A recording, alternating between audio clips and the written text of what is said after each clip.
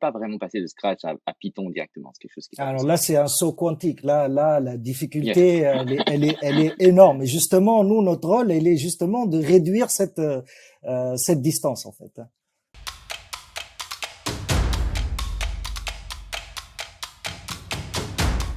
Ok. Alors on va passer maintenant au deuxième chapitre, mais d'où vient cette idée de Coding Park, dans laquelle de ces deux têtes est-elle née? Bah, Amine, c'est pour toi, celle-là. C'est- en fait, l'idée, en fait, elle date de 2015. Donc, il y a déjà un bon bout de temps. À l'époque, moi, ma petite personne, je travaillais donc dans l'industrie et je travaillais avec des industriels qui utilisent l'outil informatique, mais qui ne sont pas des informaticiens. En fait, des experts métiers qui sont amenés à programmer, mais dont c'est pas vraiment le background. Et en fait, pour ce genre de personnes, on peut leur proposer des outils qui sont adaptés, c'est-à-dire un environnement de développement où on va masquer la complexité. Voilà. Donc c'est exactement ce qu'on a fait avec Coding Park, c'est qu'on a créé un mini langage, on l'a épuré, on enlève les imports, les points-virgules, toutes les syntaxes un peu compliquées. On met un interpréteur derrière pour pouvoir guider les enfants au fur et à mesure qu'ils tapent le code. En fait, on a agrégé tous ces concepts qu'on retrouve dans la plupart des langages de programmation, qui sont les boucles, les conditions, etc., les déclarations de variables. On les a agrégés dans un mini langage qu'on a connecté à un moteur de jeu vidéo et ça a fait une belle simulation. Voilà. Donc là, moi, ça me fait penser direct, je sais pas, à Scratch, à Trinket ou des choses comme ça. Est-ce que c'est des concurrents de Coding Park?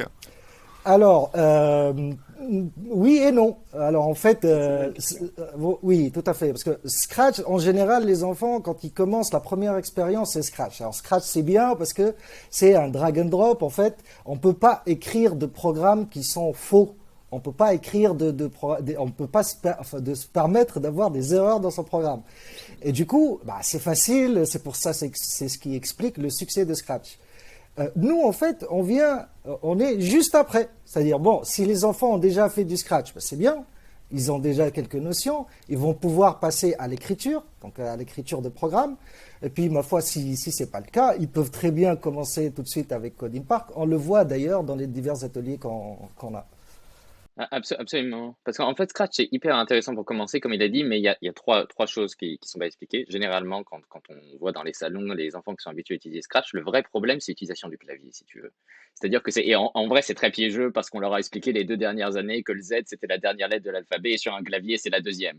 Et donc ça, c'est vraiment quelque chose de pédagogiquement intéressant parce que Scratch, leur apprend, c'était quoi? Le terme, c'est la pensée informatique, si tu veux. Et c'est complètement vrai. C'est vraiment hyper bien pour commencer. Mais quand il s'agit de taper sur un langage, alors en plus le nôtre est en anglais, donc on rajoute une difficulté supplémentaire pour être proche de la réalité, ben, en fait, il manque des choses dans Scratch et on ne peut pas vraiment passer de Scratch à Python directement. C'est quelque chose qui n'est pas Alors possible. là, c'est un saut quantique. Là, la Yeah. difficulté, elle est énorme. Et justement, nous, notre rôle, elle est justement de réduire cette distance, en fait.